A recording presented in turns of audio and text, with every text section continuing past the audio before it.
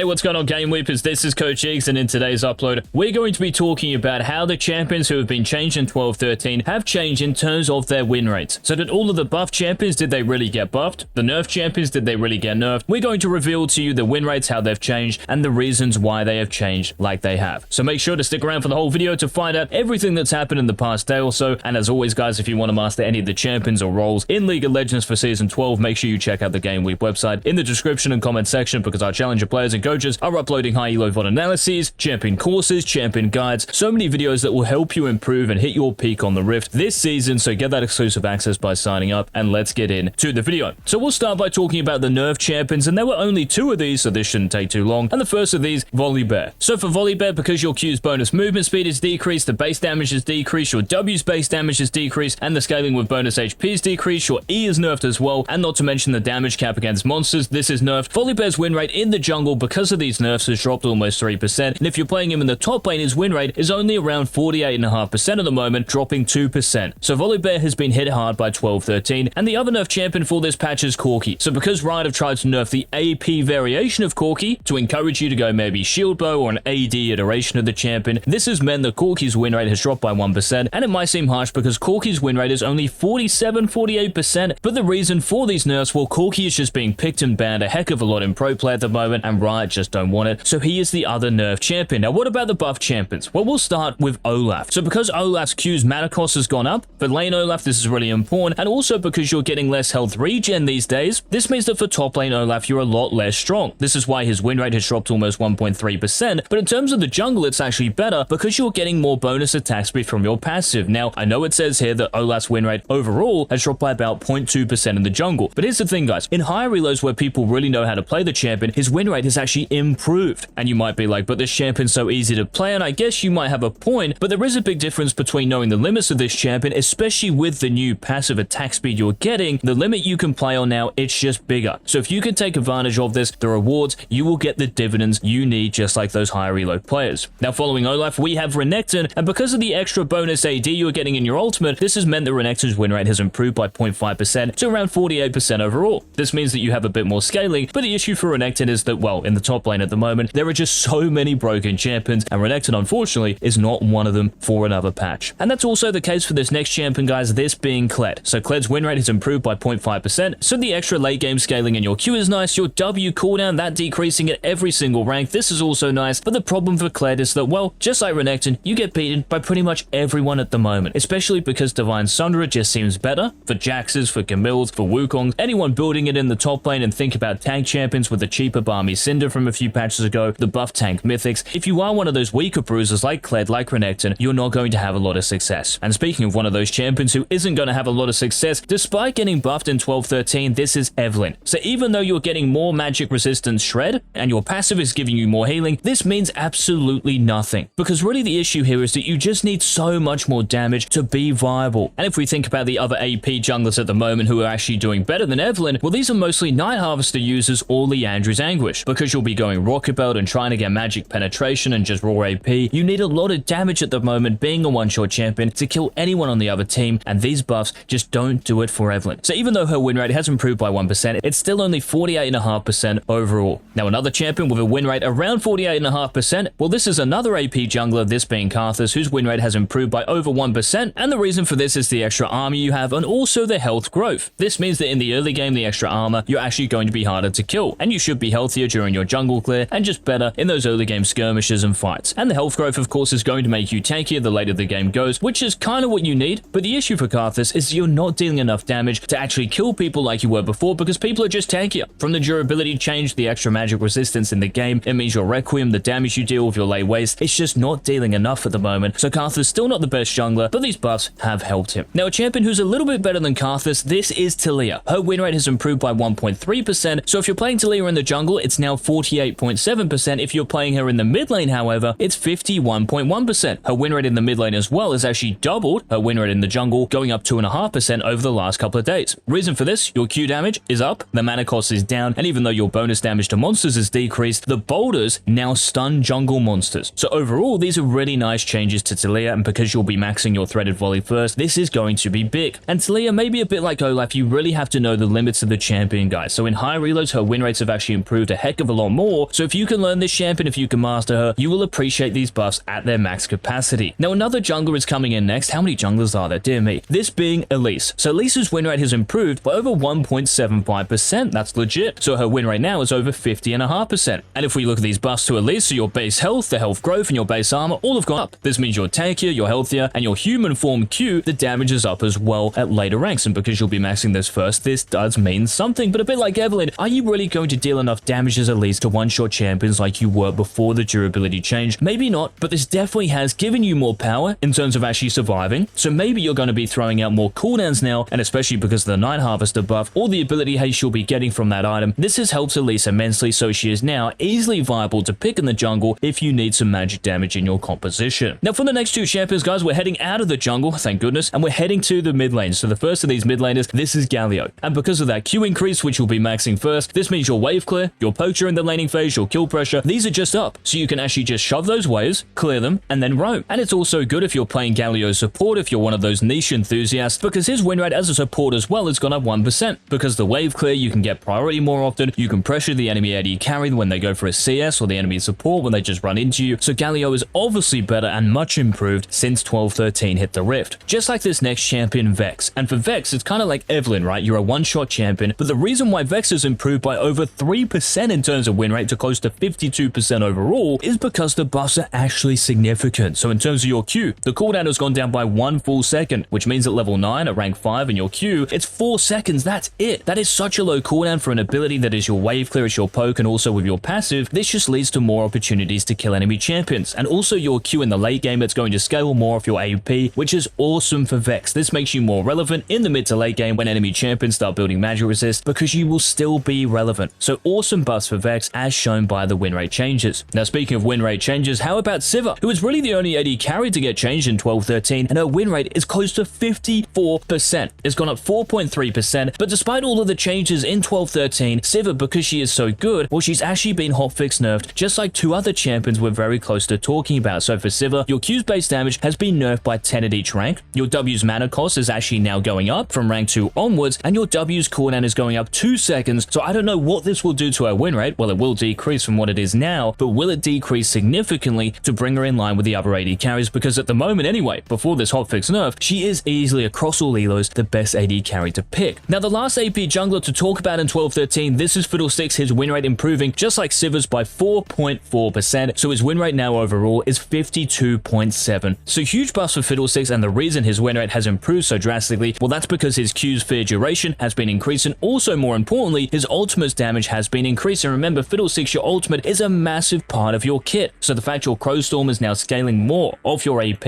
and also the base damage is up at each rank, massive. Now one of those champions I just mentioned, guys, like Sivir, who has been hotfix nerfed because 12-13 has been such an amazing patch for them, this is Gwen. So as you can see, before these nerfs, Gwen's win rate has improved by close to 6% across all elos in the top lane to over 51%. And let me just say this for a bit of reputation, I did anticipate this. The changes just look so broken. Whether it's your Q executing minions, the extra range in your E and it's scaling to a 65% cooldown reduction, the Gwen subreddit didn't really seem too impressed by these changes, but I just knew these changes were going to make her broken, and some other people did on the subreddit. But regardless of all that, what are the hotfix nerfs? So the base HP for Gwen going down by 40, your passive healing against champions, this is now down to 50%, and your ultimate's cooldown, well, it's actually going back to 120 to 80 seconds at rank 3. So this means that Gwen during the laning phase early game, you're not going to have as many opportunities to use your ultimate, and in terms of your sustain, well, this has been nerfed because your passive's been nerfed and your base HP, making your laning phase weaker as well. So they're really targeting Gwen's early game laning phase here, but the truth is this, will this affect your late game? No. That's why you're picking Gwen, and I don't really expect her win rate to drop all that much, maybe a couple of percent, so she's still going to be incredibly strong. Just like the #1 champion, guys, who's been buffed in terms of win rate, this being Master Yi, going up 6%. It's over 55.5% overall, and because of those stupid changes in terms of just looking ridiculous, which I also called out, Master Yi is getting hotfix nerfs, so your base AD is going down by 1. Your AD growth, so AD per level that you're getting, your scaling, going down by half. Your Q's cooldown is also going up by 2 at each rank, and your W's damage reduction is going down in terms of the base damage reduction. It's still, though, going to increase to 90% for the first half a second when you're taking damage, so that might still be an issue, but these are nerfs to Yi. But just like Gwen, I don't think they're significant enough to really nerf the champion and bring Master Yi, and just like Gwen and maybe even Sivir, back into line with the rest of the champion pools. So those were the win rate changes, guys, for 12-13. Let me know in the comment section what you think of the patch so far, especially especially any of the champions we've talked about. And if you did enjoy the video, if you want to see more of these videos, make sure to leave a like down below. And until tomorrow's daily Season 12 upload, this has been Coach Cheeks. Peace.